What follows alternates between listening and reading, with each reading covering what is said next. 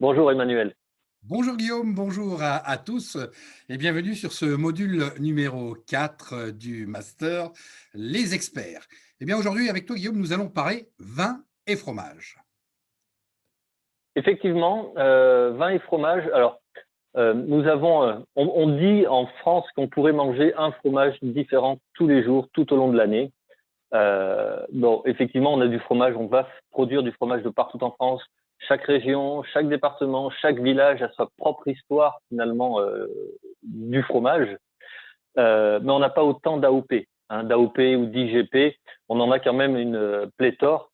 Mais ce qu'il est intéressant de mettre en avant, on va bien évidemment parler des accords vin et fromage et garder en tête l'idée que nous aurons toujours des accords d'harmonie, des accords de contraste et surtout des accords de région. Et ce qu'il est intéressant de mettre en parallèle, c'est la carte des vins de France et la carte des fromages et de voir que chaque route des vins finalement eh ben, est toujours en parallèle avec une route des fromages et que je ne sais pas si on pense nous dans la vallée du Rhône quand on pose la question quel vin avec le fromage, bien souvent une clientèle rhodanienne vous dira du vin rouge. Pourquoi? Parce que nous sommes une région de vin rouge et que le fromage arrivant après le plat principal et avant le dessert, traditionnellement, on finit la bouteille de vin rouge pour continuer avec le fromage. Mais si on posait la même question dans une région, je ne sais pas moi, au centre-Loire, où on est plutôt une région de vin blanc, eh ben, les clients vous diraient, ben, avec le fromage, c'est plutôt du vin blanc. Donc finalement, personne n'a complètement raison, personne n'a tort. Mais dans tous les cas, de tout temps, je crois, le fromage a été associé au vin et on a de belles découvertes à mettre en avant. Et alors le fromage, pourquoi on fait du fromage? Il me semble, hein, Emmanuel, je te laisse me contredire ou valider, il me semble qu'on fait du fromage, pourquoi? Pour conserver le lait. Tout à fait. Alors évidemment, que ce soit du lait de chèvre, de vache, brebis, on fabrique effectivement toujours le fromage à partir de lait, hein, que ce soit du lait cru, du lait pasteurisé. Alors pour répondre à ta question, en France, Guillaume, nous avons la chance d'avoir 50 AOP laitières, hein, que ce soit fromage, beurre et crème. Alors, grâce à ce lait, eh bien, et grâce à différentes techniques de production, on va pouvoir faire des pâtes molles à croûte fleurie, des pâtes molles à croûte lavée. On va pouvoir faire des pâtes pressées, qu'elles soient cuites ou non cuites. On va pouvoir faire également des pâtes persillées, mais également des fromages fondus et du fromage frais. Bref, une richesse en ce qui concerne la gamme de fromages. Mais ce qui est important, on va le voir, c'est que quelles que soient effectivement les typologies de fromage, hein, vous aurez tous ces éléments dans ce document que vous allez pouvoir consulter. Eh bien, ce qui est intéressant, c'est de se fabriquer un tableau de ce type permettant de mettre un certain nombre de fromages avec des exemples de vins associés. Et pour pouvoir se construire personnellement ce type de tableau, eh bien, je crois que ce qui est intéressant, Guillaume, c'est de pouvoir comprendre quelles sont les mécaniques grâce aux informations et aux conseils que tu vas pouvoir nous donner en fonction des différentes typologies de fromage, quel vin y associer. C'est ça, merci. Et effectivement, le fromage, alors on a vu, hein, on vous laisse revenir, télécharger ce document et puis bien revenir sur chacune de ces slides et comprendre finalement la différence de fabrication bah, de ces différents types de fromages et de se rendre compte que, effectivement, à chaque fois, on mettra en avant un accord d'harmonie, un accord de contraste, un accord de région. Encore une fois, accord d'harmonie, c'est que la texture, le profil organoleptique du vin est en accord, est en harmonie, est en parallèle, il continue, il prolonge le profil organoleptique du plat. L'accord de contraste, c'est l'inverse, c'est que finalement le profil organoleptique du vin, eh ben, finalement bouscule un petit peu l'équilibre du plat pour mettre en avant un des éléments du plat. Un plat plutôt, ou du moins un fromage plutôt gras, fondant, ben, j'aurais sur un accord de contraste plutôt tendance à mettre un vin vif, tranchant, avec pas mal d'acidité. Et puis l'accord de région, c'est un peu l'accord de la carte postale où on voyage, où on crée une expérience. Mais tout ça pour dire que effectivement, on a trois types d'accords, mais que chaque fromage, chaque type de fromage va avoir une texture propre, va avoir un profil euh, organoleptique complètement différent selon son affinage, plus ou moins long, seulement aussi selon la gestion de la pâte, de la croûte. Alors, les fromages à pâte fraîche, les pâtes fraîches finalement, que dire sur les pâtes fraîches? Consistance, elle est plutôt molle, le goût du lait est plutôt fort, c'est peu salé, on a une acidité qui est assez élevée, on a un fromage frais. Sur un accord d'harmonie, il faut jouer la fraîcheur. faut jouer ce profil un petit peu récent, neuf, et justement, grâce à un vin sec, on va mettre en avant justement toute cette fraîcheur. Alors un vin blanc sec type Riesling, pourquoi pas, un Pinot blanc, un Auxerrois en Alsace, un Sylvaner, et pourquoi pas également un Sauvignon. Sauvignon, vous savez, avec ses notes un peu végétales de buis, d'agrumes, qui viendra rajouter, comme si on mettait je sais pas moi, de la ciboulette sur le fromage frais ou un peu de persil ou des choses comme ça. Le Sauvignon, ou du moins un vin blanc sec plutôt vif, apportera des notes végétales qui seront en parfaite harmonie avec justement le profil, hein, avec la fraîcheur et le profil organoleptique du fromage. Un accord de contraste. J'ai un fromage frais avec pas mal d'acidité. Je peux mettre soit un vin rouge, mais attention au tanin, pas beaucoup de tanin, sinon l'acidité du fromage ferait ressortir un goût peut-être un peu métallique et surtout ferait ressortir la dureté du tanin. Alors dans ce cas-là, un vin rouge qui ait pas mal d'acidité et peu de tanin, on part dans le nord de la France sur un gamay, pourquoi pas un gamay en Touraine, hein, ou sur un pinot noir, un Sancerre rouge ou un vin de Bourgogne.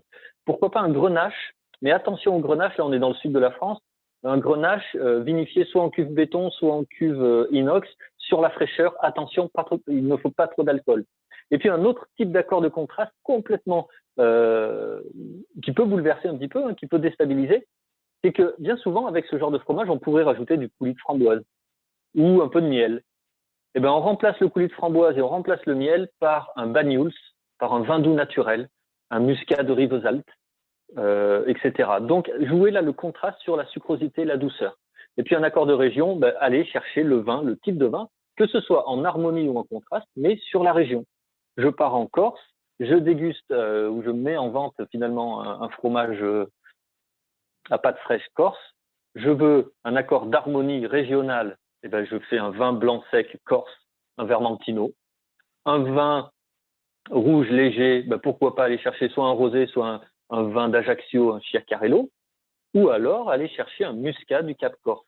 Mais dans chaque région, on pourrait trouver presque chacun de ces types d'accords. Après, c'est selon le goût du client. Les fromages à pâte molle, croûte fleurie, là, on s'attaque finalement à des fromages, j'ai envie de dire, plus automnal. Il y a quelque chose de plus automnal, dans le sens où on va avoir un profil aromatique, là, c'est plus fondant, c'est plus chaud, c'est plus chaleureux comme fromage. Hein, un brie de Meaux, un camembert de Normandie. On va aller chercher des textures fondantes, épaisses, crémeuses, et surtout, là, il faut faire attention, ça y est, on commence à en parler, à la croûte fleurie, qui va développer un profil un petit peu fermier, justement. Donc, et puis la texture de la croûte va être un peu en contradiction avec la texture du cœur crémeux. Alors, le cœur crémeux, ok, mais la croûte va donner une certaine granulosité. Donc, avec ce brie, il faut jouer avec la granulosité. Comment? Avec les tanins d'un vin rouge, pourquoi pas. Et finalement, le cœur crémeux d'un camembert va quelque part vous donner du gras en bouche.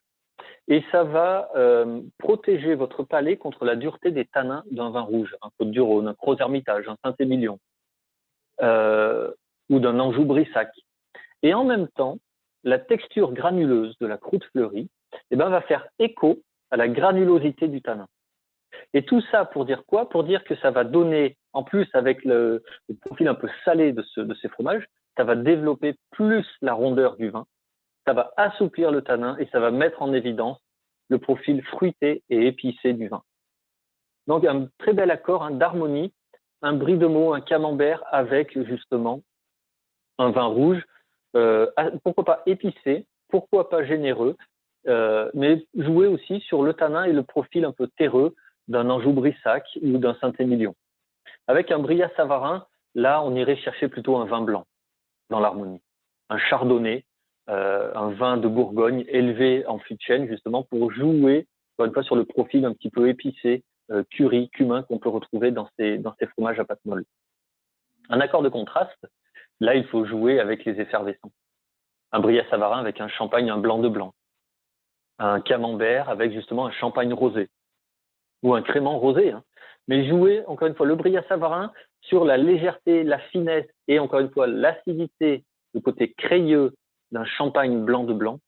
Et sur le camembert, ou sur un brie de Meaux, là, il faut un champagne rosé ou un crémant rosé, mais absolument, il faut le servir légèrement plus chaud. Je ne vous dis pas de le chambrer, mais juste que ce champagne ou ce vin effervescent perde un petit peu son effervescence et gagne en température pour jouer sur l'onctuosité et la douceur. Et un accord de région, bah, pourquoi pas jouer avec des cidres, un cidre fermier. Hein. Et puis pour un brie à Savarin, bah, avec des Bourgognes haute-côte de nuit, etc. Sur maintenant, des fromages plutôt puissants, toujours pâte molle à croûte lavée. Donc là, on va laver, on va frotter la croûte pendant quelques temps, pendant toute la phase d'affinage, avec du marc de Bourgogne, etc., selon les régions. Mais dans tous les cas, là, sur un Münster, sur de l'époisse, on va avoir des fromages extrêmement puissants et avec un cœur extrêmement fondant, puissant au nez et puissant en bouche. Donc, la facilité, l'accord d'harmonie, c'est ce qu'on fait la plupart du temps en restaurant. Finalement, on va proposer ces vins, un Münster ou encore une fois de l'époisse, avec des vins blancs moelleux, soit des vendanges tardives, ou voilà, des vendanges tardives, des sélections de grains nobles en Alsace, des Jurançons pour le sud-ouest, mais toujours jouer sur le profil de fruits exotiques et de douceur pour aller avec le caractère fondant et doux et chaleureux de ce genre de fromage. Alors, un accord de contraste qui est fabuleux. Enfin, fabuleux, là c'est moi qui parle, je suis désolé, je donne un peu mon avis, mais finalement, ces fromages se marient extrêmement bien en contraste avec des vins rouges. Vous prenez un Chambol-Musigny, un Gevrey-Chambertin, et pourquoi pas aller même sur des vins puissants comme un Hermitage rouge. Sauf que ce qu'il faut faire attention, là, il y a une chose très très importante. Vous pouvez faire le test chez vous, hein, c'est très facile à faire. C'est il faut absolument enlever la croûte. Absolument enlever la croûte. Sinon, si vous goûtez le fromage avec sa croûte, justement sa croûte lavée, eh ben, ça va casser complètement l'équilibre du vin rouge et ça va faire ressortir l'acidité du vin rouge. Et c'est assez puissant. Par contre, si vous enlevez la croûte et que vous mariez ce fromage avec un vin rouge, vous allez développer un profil floral et beaucoup plus fin, notamment sur des pinots noirs en Gevrey-Chambertin ou Chambol-Musigny. C'est absolument fabuleux en finesse et en harmonie. Alors, on a un autre accord de contraste qui peut être intéressant justement avec des bières belges, avec des bières ambrées, des bières d'abbaye justement qui donnent du volume, qui donnent du gras. Et puis un accord de région, encore une fois, le Langres avec des vins blancs de Bourgogne et le Münster, encore une fois, avec des vins d'Alsace. Mais jouez vraiment sur l'utilisation de la croûte ou pas et de la texture. Sur des pâtes pressées non cuites, justement, alors là, on est assez libre, hein, finalement. Ici, on va plutôt aller vers des vins blancs, type Chablis, pourquoi pas, des Saint-Romain pour avoir un peu plus de matière. Il faut jouer sur le caractère boisé du vin pour avoir un bel accord d'harmonie. Donc là, tous les vins blancs sont, je dirais, hein, tous les vins blancs sont assez faciles à être accordés avec ce genre de fromage, à pâte pressée non cuite. En contraste, justement, ce seront des vins blancs secs, minéraux, hein, sur un Riesling, sur un Chardonnay du Nord, etc. Et puis là, encore une fois, il faut jouer la carte de la région sur ce type de vin. Pourquoi pas aller sur des vins, pourquoi pas du Jura, mais en Auvergne, par exemple, sur des Gamay d'Auvergne, sur des vins d'Irouléguy, sur des Ossau-Iraty. Donc là, jouer la carte de la région sur ces vins. Sinon, encore une fois, les vins blancs, Chardonnay, Roussanne, Marsanne sont des vins qui plaisent. Pourquoi? Parce que ce soit une Marsanne, une Roussanne et un Chardonnay, voilà 3 cépages qui vous donnent des vins équilibrés, sans trop d'acidité et sans trop d'alcool. Donc, ils sont un petit peu passe-partout et l'accord est plaisant. Parce que justement, on ne va pas avoir des fromages trop forts avec une typicité trop marquée. Hein. Et puis, toujours sur des vins rouges, aller sur des vins légers.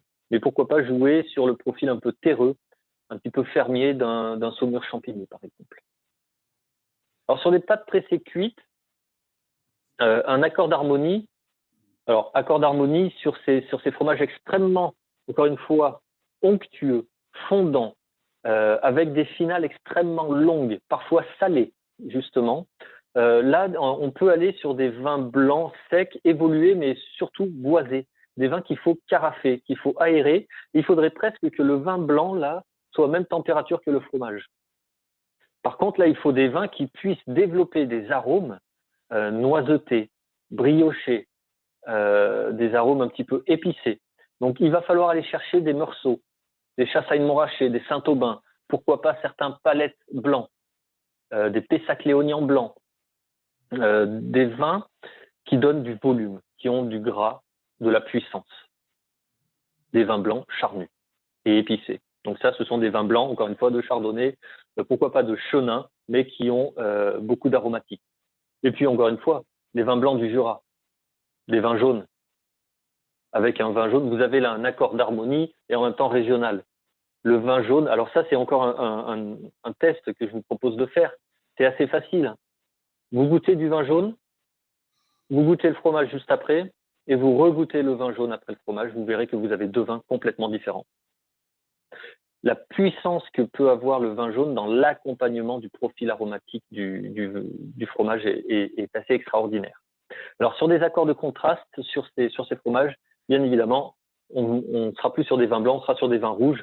Alors, jouer le contraste régional avec des vins rouges du Jura, avec des poulsards. Alors, on dit poulsard, on dit ploussard aussi. On peut dire les deux. Avec des trousseaux. Donc, avec ces cépages typiquement jurassiens, qui sont pas trop chargés en tanins, mais qui sont très fruités. Ça donne des vins extrêmement fruités. Et puis, également, ne pas hésiter à marier ce genre de fromage avec des vins rouges Côte-du-Rhône à l'ancienne, c'est-à-dire des vins rouges 100% grenache en cuve béton. Justement, le grenache, alors sans trop d'alcool, mais le grenache répondra très facilement à ce type de fromage. Et donc, accord de région, bien évidemment, aller sur les vins, pourquoi pas de Savoie, du Jura, de Suisse, avec un fendant de Suisse, les vins blancs de Côte du Jura, etc. Et puis, encore une fois, hein, on peut très bien marier ces fromages avec des vendanges tardives aussi. Ou alors avec des vins naturellement doux. Qu'est-ce que ça veut dire? On connaît les vins doux naturels, les muscats de Rivesaltes, les muscats de Baume de Venise, mais qu'est-ce qu'un vin naturellement doux? Eh bien, ce sera un Gewürztraminer et un Pinot Gris. Et un Pinot Gris sur ce genre de fromage est absolument fabuleux. Hein, on continue, on pourrait presque continuer avec du Pinot Gris, les fromages à pâte persillée. Alors ici, un bleu d'Auvergne, un Sassenage, un Roquefort. Un accord d'harmonie ici, finalement, moi j'ai envie de vous dire d'aller vers des vins avec avec beaucoup de sucre résiduel. On marie souvent ce genre de fromage à pâte persillée avec des vins rouges.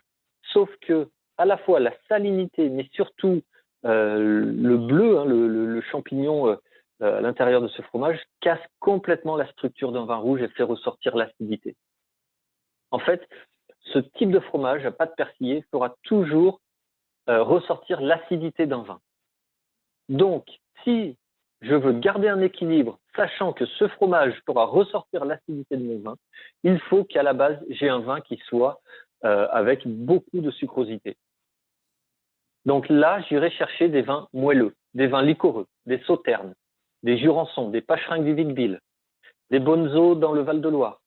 Et ne pas hésiter également à aller chercher des banyuls, encore une fois, des muscats, un rasto en vin doux naturel, un porto. Hein. Vous avez par exemple un accord qui se joue, un accord traditionnel avec un fromage à pâte persillée. Alors c'est en Angleterre, c'est le fameux Stilton.